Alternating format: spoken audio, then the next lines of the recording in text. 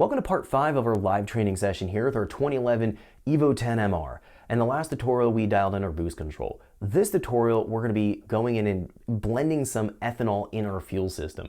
We're going to bring our ethanol content up to about 40-50% ethanol and learn how the flex fuel tuning feature is going to work with our Tehpra V3 ROM. This is going to allow us to potentially dial in more boost and then dial in some more spark timing to make more power safely from our engine. So we're going to look at that entire calibration process. I'm going to be explaining why we're keeping our ethanol content low on this particular vehicle and what steps we need to take if you want to be able to replicate this on your Evo, if your fuel system limited. We're going to have a lot to cover. Let's jump in so we can check this out. Welcome back to our live training session here with our Evo 10 MR. Now, the last tutorial we focused on dialing on our boost control. We have everything sorted out. We were making a nice flat torque curve so that we weren't stressing out the clutch packs on our stock SST transmission. The limit for the stock SST transmission clutch packs is about 350, 360 pound-feet of torque. We were around 320 torque and approximately 440 horsepower. So we learned how we could use the boost control to ramp our boost towards the high RPM to pick up our power curve, but not have too much torque where we again had the situation where we would stress the clutch packs and cause them to slip. And we did run into some clutch slip, which we addressed using our clutch pressure torque-based tables to report more torque to the transmission control unit, which then in turn ramped up the clutch pressure so it eliminated any of the slip that we were seeing. We went over a lot of details in that last tutorial. So we have everything sorted out for 93 octane. What I've done is actually filled up some more 93 octane. I was getting low on fuel in the fuel tank. And then I used VP X98, which is pure ethanol. I can get it in 5-gallon pails. I poured that into the gas tank and I did it in small increments. And I was watching my flex fuel gauge because I wanted to get up to about 40% ethanol blend, which is where I'm at right now, 39 to 40%. Now, the reason why I'm not going into higher ethanol blends is I simply don't have the fuel system to support running higher ethanol percentages. So if we're going from something like E10, 10% ethanol, which is what we were tuning on our 93 octane, I have a 10% ethanol blend in my fuel from the gas station, and I jumped up to 85%. We're going to need about 33-34% overall more fuel flow from our fuel system. Now, the fuel pump is a DW 300C fuel pump, which can provide the fuel flow rate we need, but the injectors are ID 1050X injectors, and those are going to be our limiting factor. So I didn't try to run any higher ethanol content percent than 40%. That's going to allow us to take advantage of some of the effects of our ethanol fuel, but not have to worry about maxing out our fuel system. Now, we're going to leave our boost alone, so we're not going to try to turn up our boost. In fact, we may have to turn it down a little bit. What we're going to go after is trying to run more ignition timing, because if we bump more timing in, we're going to make more power without having to increase any more boost pressure.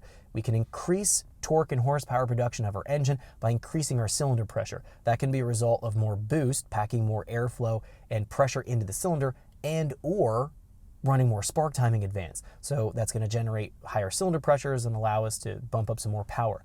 With running something like 30 or 40% ethanol blend, this allows me to bump up a couple more degrees of spark timing safely without stressing the engine and making more power. So we'll probably get up to around where the stock clutch pack's limit's going to be, the safe limit, about 350, 360 pound-feet of torque.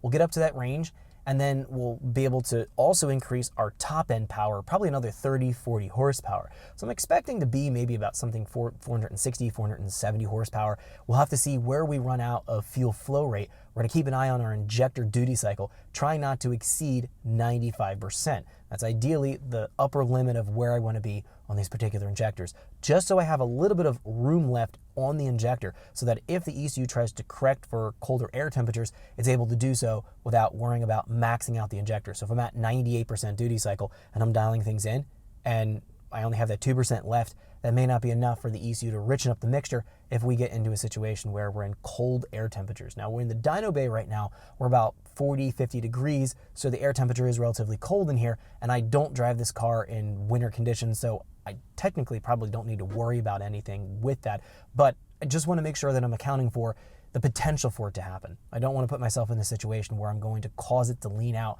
if at all possible. So we're limiting our ethanol content to 40%, and we're going to be dialing things in, most likely in a spark timing related, dialing things in to try to pick up some more power. And again, doing that safely for the stock bottom end and safely for the stock clutch pack. So we have our torque limit, we have our fuel flow rate limit, and we'll find that we should see some difference in our power. Now, couple details that I want to talk about here is going into our flex fuel settings and some things we want to change and update for this particular vehicle. So if we jump in here to our Tehpra X Mod V3, we're going to find if we go down to our alternate tables here, so we have our alternate fuel injector scaling, high octane, fuel, and spark. We have our reactive solenoids. We have our boost targets. We have our cranking pulse width adder, and we have our rev limit. We've essentially copied and pasted all of those stock settings into our alternate tables when we were building our base map. We haven't touched any of these tables, so as we're doing our tuning and calibrating, we essentially were riding on 10% ethanol, and we were using the normal table values.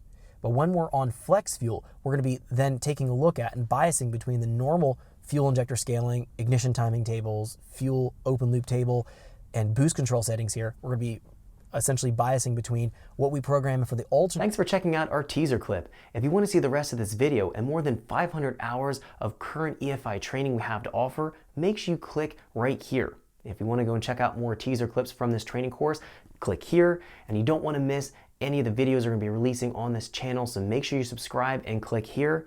Thanks for watching, and I'll see you guys later.